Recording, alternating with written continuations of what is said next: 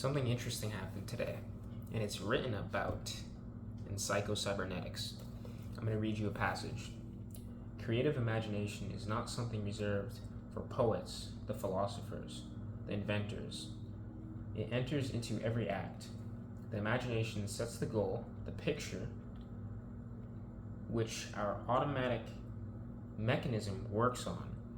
We act or fail to act, not because of will, as it is so commonly believed, but because of imagination. So, in Psycho-Cybernetics, there's an idea that's called your success mechanism.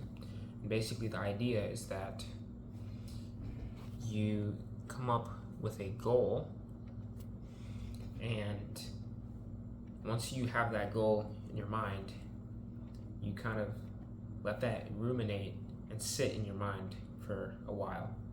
And then some magic happens in the middle, and then somehow you reach that goal. Okay, so the goal is right here at the very beginning. Some magic happens, and then you reach that goal. And this middle part right here is what the book calls the success mechanism. Now, the interesting part is you don't really know what happens in the middle, okay? It's kind of below the level of consciousness. And I know that sounds like some like woo-woo, like Western meditation type stuff, but just stay with me now, stay with me. So the idea is that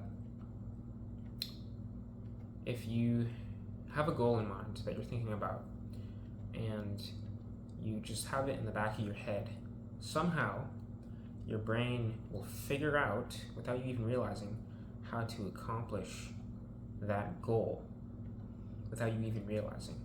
And that's what they're referring to when they say the success mechanism. But the only problem is, if you hinder the success mechanism from working, then you will never eventually reach that goal. And that's what you have to be careful about, not to accidentally hinder that success mechanism. Okay? Now, an example would be, okay, so basically what happened today, I'll give that as the example. So, for about a year, I was trying to figure out who I could get in contact with that had a whole bunch of land that I could shoot some guns on, right?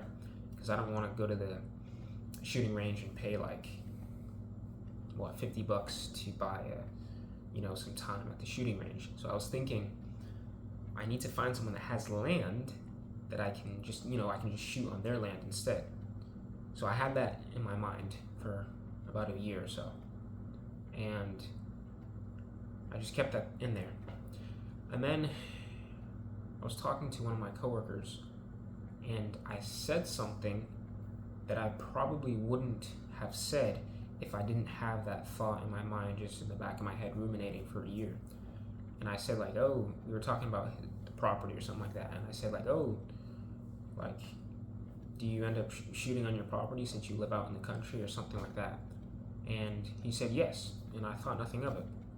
It was just regular conversation, and it's whatever. I went home, and that night I was thinking in my head, it would be crazy if I asked him to go shoot on his land, right? Now that's not something that I would usually do, though, because this guy works at the same company that I work at, and he's high up in the company. I barely even know the guy that well. We just met. He started working there like a month ago, so it would be weird for me to just ask him for me to go on his land to shoot, right? So I was thinking about that, though. Right after we had that conversation, when I got home, I was thinking about asking him to go shoot on his land. And here's the crazy thing.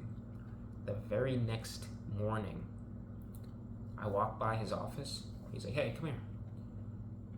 And he shows me his shooting range that he had set up on his land. And then we started talking, and then he's like, yo, you should come over sometime and we can shoot some guns. So that was crazy, because I had that exact thought the night before. And it's almost like going back to the book, the very beginning, which was that thought that I had in my head for like a year that I needed to find someone with the land. And then somehow my subconscious, when I was in that conversation, it kind of told me to say that specific thing in that conversation, which led him to eventually reach back out to me and say, hey, we should go shoot sometime. So that's what I'm saying. That's the whole system. So hindering that success mechanism would have been me not saying that specific thing in that conversation. Another example would be one time I was going on my walk. I was walking around. After I eat, I go on a walk. And I lived next to a crackhead, and I wanted to see inside of his apartment because this guy was crazy, and he had his door open to crack. But since I was walking this way, I didn't want to make it obvious that I was looking inside of his apartment. So I didn't want to turn around, but I wanted to see inside of his apartment. So I had that thought of wanting to see inside of his apartment to see if he was okay, because he was a crackhead. He would scream at night or something like that. So I kept on walking throughout my walk, right? Now there's a certain part of my walk where I always take a right. Always. I've been walking this route for almost a year, and I always take a right. But for whatever reason, I had a very strong inkling and thought to take a left. I don't know why I had this thought, but I just did. And this is foreshadowing, but this is the success mechanism working under your subconscious. So I had the thought of taking a left. So I took the left. I don't know why I took the left, but I took it. So what happens is I take the left and I continue walking. And what happens is, since I took that left, I'm perfectly aligned to see inside of the crackhead's apartment. So if I took the right, I wouldn't have been able to be aligned to see in his apartment, since the way that the door was open. But since I took the left, I was able to see in his apartment. So basically, this is kind of showing the success mechanism, where in the very beginning, when I left my house, I had the thought that I wanted to see in his apartment, and then I went about my day. I forgot about that thought, but it was kind of locked in there. And then when I had that very strange inkling to turn left instead of right, even though I've been going right for almost a year, I had that interesting inkling to turn left. I followed that, and since I did, I reached my goal, which was to see in his apartment. So I know that's kind of a strange example, but that's literally the exact same thing that it says in this book. I also do the same thing for the job that I have now.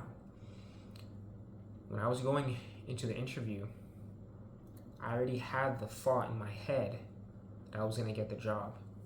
So I acted as if I already had the job. And guess what?